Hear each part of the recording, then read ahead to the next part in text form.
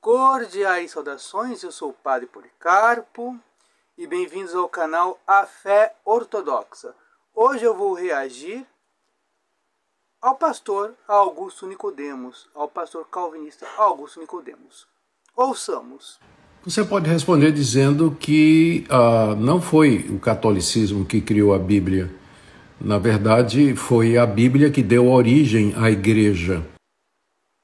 O pastor, ele diz que não é a igreja que dá origem à Bíblia, é a Bíblia que dá origem à igreja.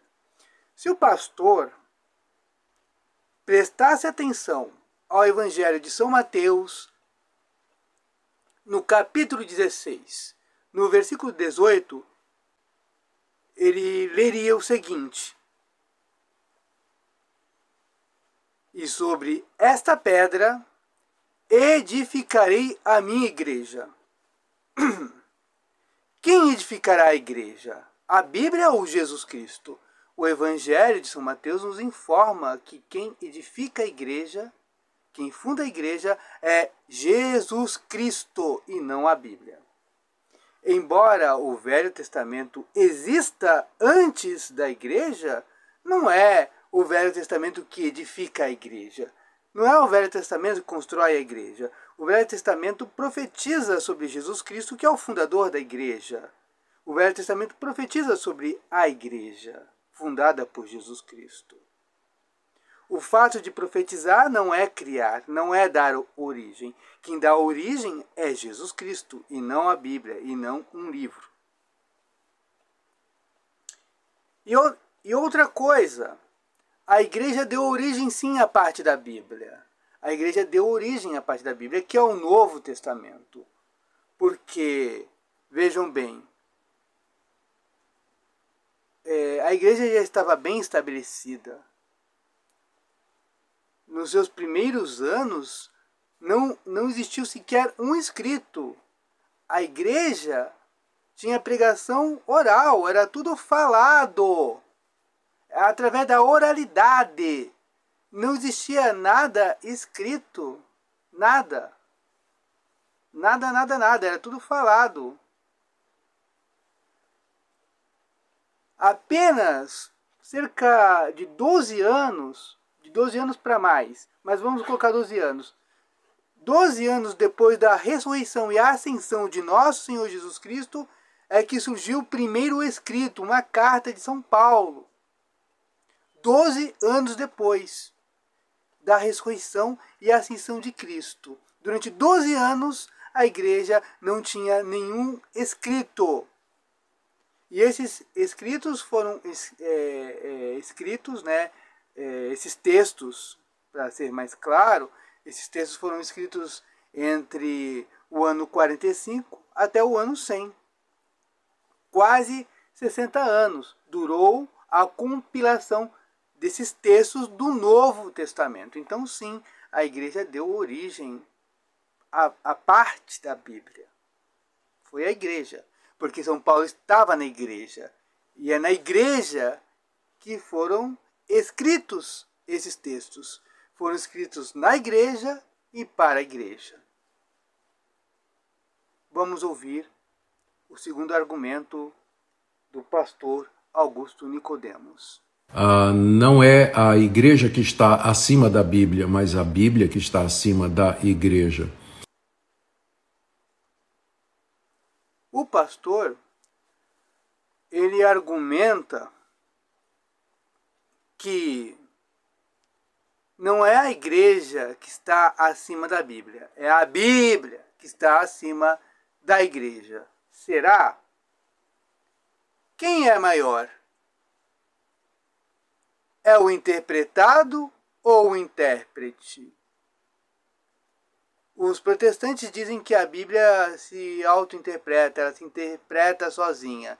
Se isso fosse verdade, nós não teríamos seitas tão díspares, tão diferentes, com doutrinas até contraditórias. Uma afirma o livre-arbítrio, outra nega o livre-arbítrio. Uma aceita o batismo infantil, a outra nega o batismo infantil, e por aí afora.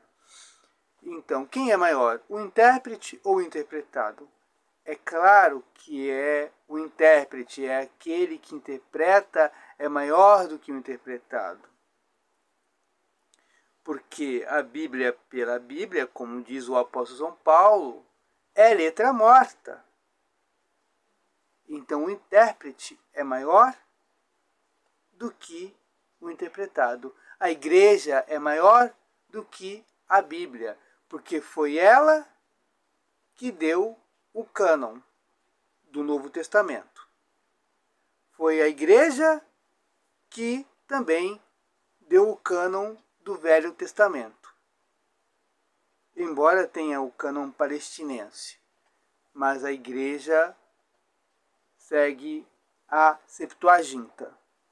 Então foi a igreja que deu o cânon do Velho Testamento, que organizou o cânon do Velho Testamento, que esse Velho Testamento que já existia antes da igreja, como já foi dito, como eu já falei logo no início.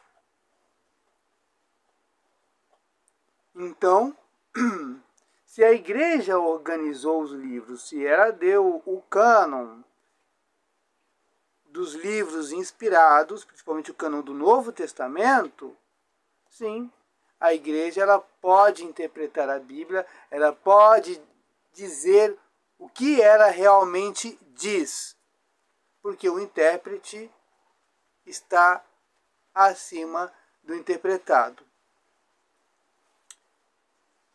Porque não tem nenhum valor a Bíblia na mão dos hereges. Veja, você tem um Lucas Banzoli que com a Bíblia ele nega a imortalidade da alma. Mas nas mãos do também protestante Augusto Nicodemos, ele acredita na imortalidade da alma. Veja, você tem os luteranos, que seguem também a doutrina do Sola Escritura, que acreditam na presença real. E do outro lado você tem os batistas que não acreditam na presença real. Então a Bíblia, de per si, ela não vale nada. Não tem valor. Porque cada um retira da Bíblia os seus próprios ensinamentos. Então, a Bíblia só tem valor diante do intérprete verdadeiro ou diante da intérprete verdadeira, que neste caso é a igreja. É a igreja. A gente pode dizer que o Evangelho, os 4 evangelhos de per si, eles têm até uma força que independe, de certa forma, da igreja, porque o evangelho é muito claro, o evangelho pode levar a pessoa para a igreja, porque Jesus Cristo é tão taxativo quando fala da Eucaristia, isto é meu corpo, este é o cálice do meu sangue, e quando Jesus Cristo fala também da absolvição, né, do sacramento da penitência, soprando sobre os apóstolos, dizendo que eles poderiam perdoar os pecados ou reter. Então, de certa forma, o Evangelho ele está acima dos outros livros da Bíblia. Então, os Evangelhos têm uma força a mais, porque é o próprio Deus falando, Deus encarnado falando nos Evangelhos.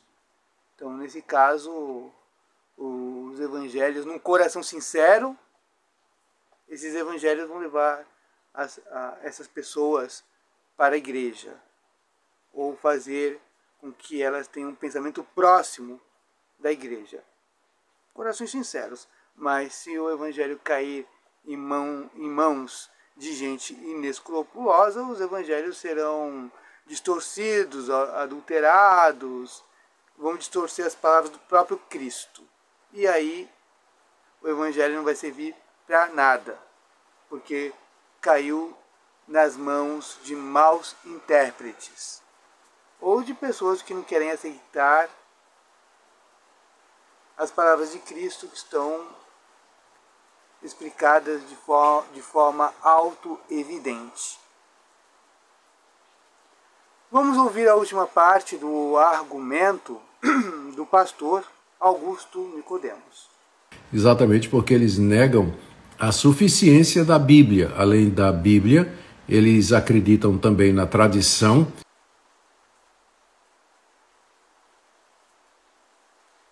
O pastor fala da suficiência da Bíblia. E o pastor Augusto Nicodemos, ele é presbiteriano, calvinista. A comunidade eclesiástica a qual ele pertence batiza bebês, batiza crianças. E nas Escrituras nós não vemos nenhum bebê batizado. Não tem nenhum texto mostrando que bebês foram batizados. Ou não existe nenhum mandamento, ó, batizem bebês. Não há algo explícito, por assim dizer. Então, a comunidade do Augusto Nicodemos recorre à tradição. Ele vai dizer que nos primeiros séculos havia o batismo infantil e a igreja conservou isso. Ele vai dizer isso, como muitos pastores presbiterianos dizem. E vão dar uma outra interpretação, justificando o batismo infantil. Mas, de qualquer forma, ele recorre à tradição da igreja, a tradição que ele despreza. E ele fala que a Bíblia tem uma suficiência, que ela é suficiente e ela basta por si. Não, não basta. Não basta. Porque a prática do batismo infantil na comunidade do senhor Augusto Nicodemos desmente a suficiência da Bíblia. Se o senhor Augusto Nicodemos quer falar da suficiência da Bíblia, ele que abandone a prática do batismo infantil. Bom, e essa foi a minha reação. Eu espero que vocês tenham gostado. Se vocês gostaram, deixem o like. Isso é muito importante para o crescimento do canal. Porque quanto mais curtidas tem o vídeo, mais a plataforma vai entregar para mais pessoas assistirem a este vídeo. Comentem o vídeo, sejam educados no vídeo e compartilhem com seus amigos este vídeo. E aqui eu me despeço de vocês, pedindo que Deus me guarde e guarde a vocês também de toda heresia, e que quando adormecermos em Cristo Jesus, que o Cristo se lembre de nós em seu reino. Glória ao Pai, ao Filho e ao Espírito Santo, agora e sempre, e pelos séculos dos séculos. Amém.